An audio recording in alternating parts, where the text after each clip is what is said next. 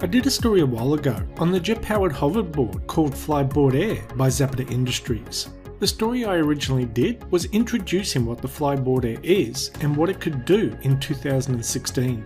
Now, for all those who are not familiar, the Flyboard Air is a one-person jet hoverboard that you strap your feet into. You control the thrust with a hand control throttle and steer by leaning forwards, backwards, left or right. The hoverboard is powered by 5 small jet engines which produce 1500 horsepower. It has enough kerosene fuel in its backpack to fly for about 10 to 12 minutes and can fly at speeds of up to 110 miles per hour. And it does have the capability of flying up to 10,000 feet, but only if you can carry enough fuel. But even though it's an amazing piece of technology, it seems to have some limitations, such as short flight times due to the limited amount of fuel you can carry in a backpack. Also, you could not fly over residential or populated areas because of the jet engine noise. And finally, based off all the video footage on their channel, he only ever flew it over water. I assume that's in case something goes wrong, he could crash land in the water and not hit hard on land. But I checked out their latest videos, and it would appear flying over land is no longer an issue. In one video, he's flying through a rocky desert area in the US, and in another down the racetrack at the GP Le Mans.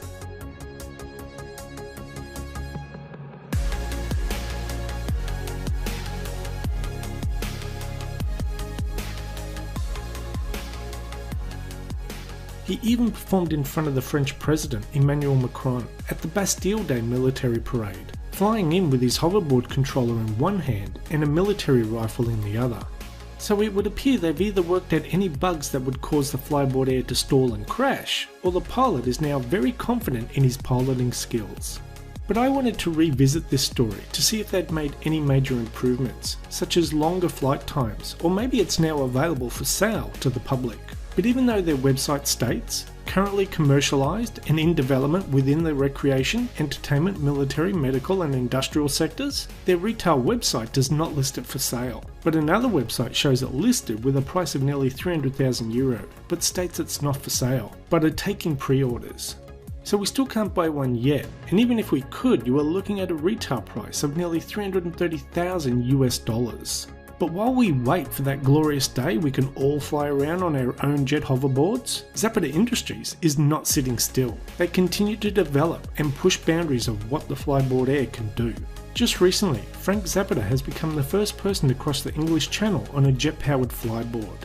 Frank made the 22-mile or 35-kilometre crossing from France to England on Sunday, August the 4th, 2019.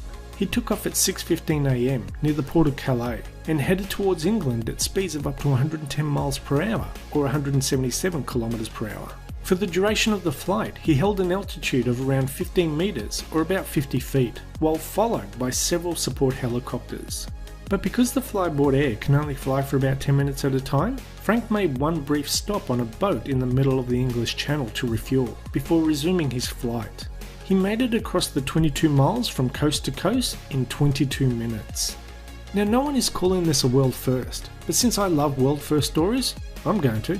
Flyboard Air is now the world's first jet-powered hoverboard to cross the English Channel, and one day soon will be parked in my garage.